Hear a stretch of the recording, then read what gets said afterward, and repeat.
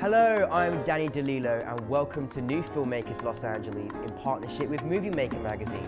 We're here at the Filmmakers Los Angeles showroom in West Hollywood and I'm here with Aaron Silverstein with his movie, My Boys. Let's take a look at a clip. In those days when people talk, in those moments when they think they know my boys, well, you can't tell me about my boys.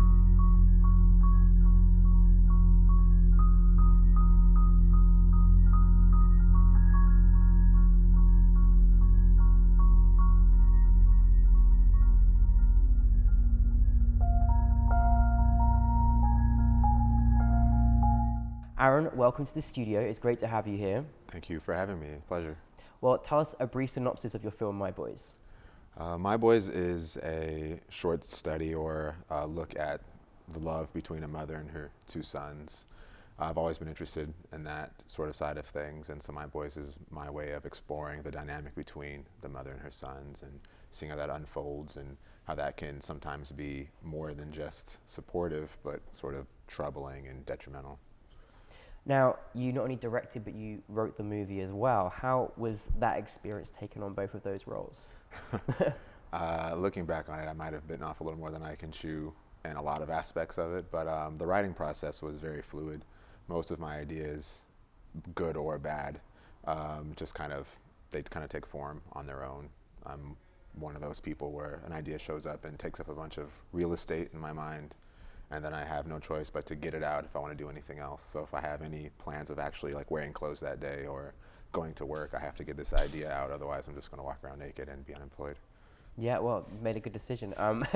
Now, the story's very, very touching story about, a mother and her two sons. And I felt like I was on such a journey watching the movie and not really knowing where it was going to go or how it was, and it was great to kind of go through that exploration of like, what is the relation between this and what's happening and what's going on, and just being that mother's paternal love. Was that something you really were trying to capture about, how this mother has this paternal, love for her sons, no matter what they're doing with their lives? Well, first of all, thank you. I again have been interested in love in general for quite some time. But rather than thinking about romantic love, specifically the maternal love a mother has for her sons, her daughters, has been really interesting to me. So allowing sort of that to guide like the writing process, the guide the voiceover, which is really kind of the train tracks for this thing moving it forward. But rather than it being something that is, again, overtly wonderful, supportive, happy, which is what usually people think of a mother's love, I wanted to kind of explore the other side of things and think about it when it's a little bit overbearing, when it's a little bit, I don't know, like Oedipal in a way, like kind of like an Oedipus type thing. So that was one of the great things about this film is that because you see the sons in the film, but you don't actually hear them speak, and it's all fluid through the mother's voice, which is just which I find amazing because I feel like I always hear my mother's voice in my head myself. Yeah. I think we all do a little bit. We all do a little bit, right? But was that something you wanted to capture, that sort of example of having a voice as opposed to having dialogue? Yes, dialogue. The idea of dialogue kind of it was kicked around in my mind a little bit. The impetus for this short in the first place was, for better or for worse, like a poem of sorts kind of appeared in my mind, and it seemed a little bit like it was from the perspective of a very overbearing mother. And so at the time that was going to be the guiding force, and there might have been an interaction between the boys.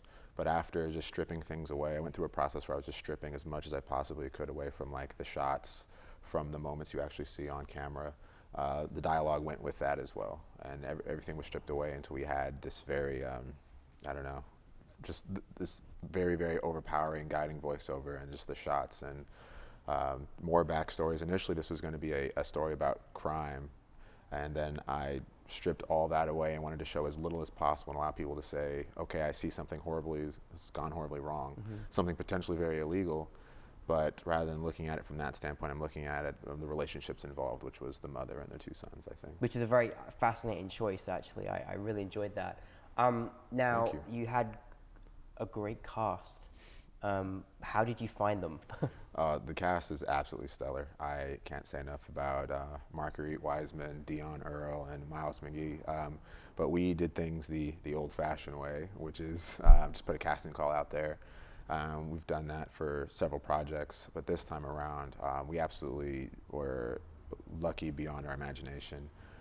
Marguerite was actually the very first person we saw that day when we had the casting call, and she came in, and there was, I want to say, upwards of 8 or 9 other mother options, but she was the very first person to read the voiceover beyond, or other than myself, when I had written the entire voiceover, and just been reading it in my own voice, and so I sound a lot like a woman, obviously. And so I was like, all right, this is good. And then I heard Marguerite, and it was the first time it came out of someone else's mouth, and it had a whole different life to it. I read it, and it has a hardness to it. It's a little bit more stoic than I wanted, but when she read it, it was absolutely stellar, and it was, no matter, I knew right away it should have been her. It should be her. Isn't it great when you're like, oh, I found it. Right, and then same thing with Dion and Miles. Dion is the younger son standing in the front. He's my home run hitter in the film, and as soon as he read the voiceover we had, it was clear that he brought it to life instantaneously, and he had a heaviness to him that you can't help but watch him on camera no matter what he's doing. And then Miles had potentially the hardest job. He's the oldest son in the back. He once his character is kind of carrying the end of the film, without words, he has to be interesting enough. He has to have a weightiness to him that the audience is willing to say, hey, I'm going to watch the last 3 minutes, even though it's just him, basically. And he has so much nuance. He had to actually play back and forth with Dion, who, again, Dion comes in and he's swinging for the fences. But Miles had to be a little bit more nuanced and detailed. So I got so lucky finding them. To this day, I don't know how I found these extraordinary actors to do this thing, and allowed me the freedom to focus on cinematography and pacing and the lighting and things, since I erroneously tried to do that as well. And speaking of which, I mean, you said about cinematography, you come from a multimedia background. Did that kind of help you in your decisions that you made with this film? Absolutely. We had a tiny cast and crew.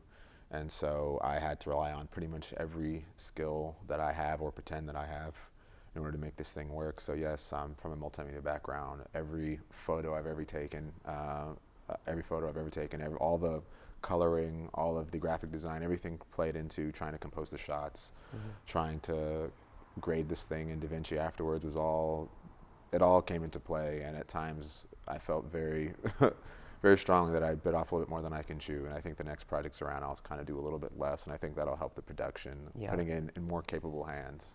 But it was a silly vision that I had, and I absolutely had to see everything through the way that I wanted it to be. Well, it's a great vision, and if those people haven't seen My Boys, it's there's a part of the ending where you literally get chills down your spine because it's just like so beautiful, and I'm not going to tell you, you have to watch it. Unless you watched it already, of course. Now, you've been fortunate enough to be from Los Angeles, so you've been around this great entity of the entertainment world, but you kind of kept it in the family with the film.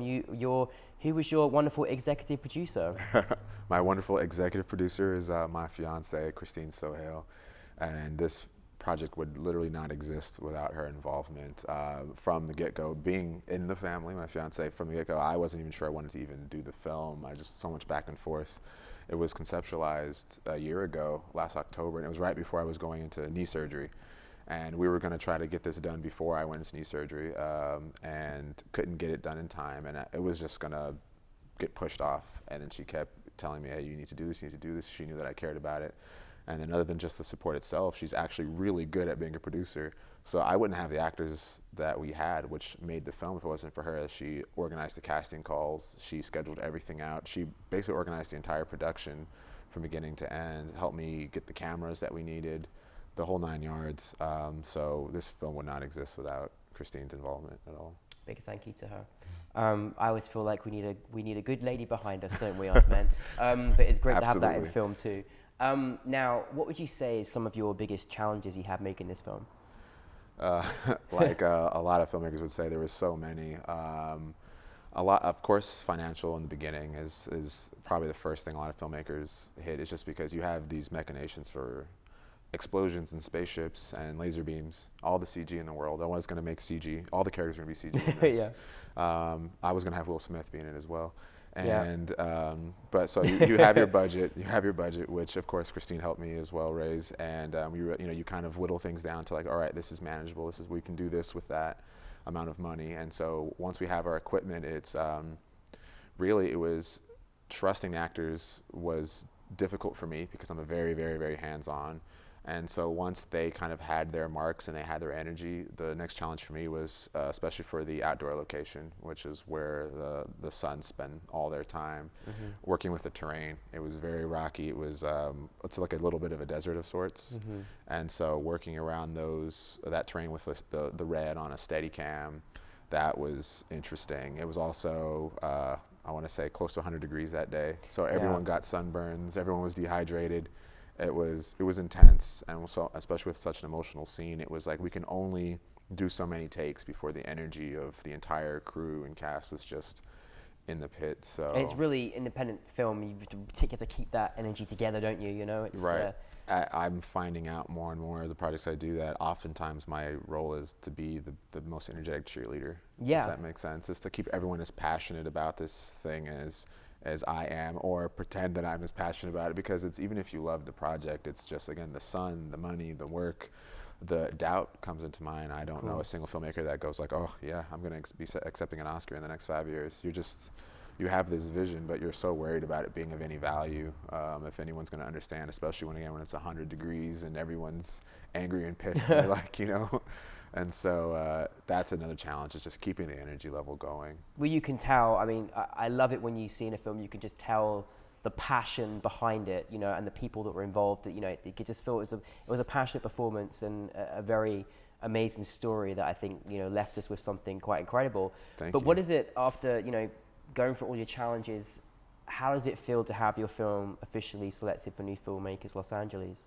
It's to just say it's great or wonderful isn't doing it enough justice. I think what's more indicative of how I felt to say it was surreal, I think, because again, we made this, and we were prepared for it to be, we were hoping at best. It's like, here, this is a beautiful piece of cinematography. It's hopefully in a pretty story, but I'm not sure how well it'll translate to someone else. I'm not sure, but I was prepared for that. I was happy for it to just exist.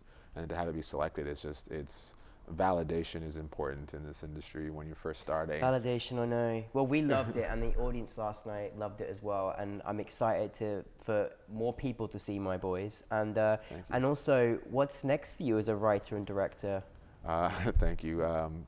As a writer and director, I'm working on the second feature-length script, which we have every plan and machination to shoot in this fall.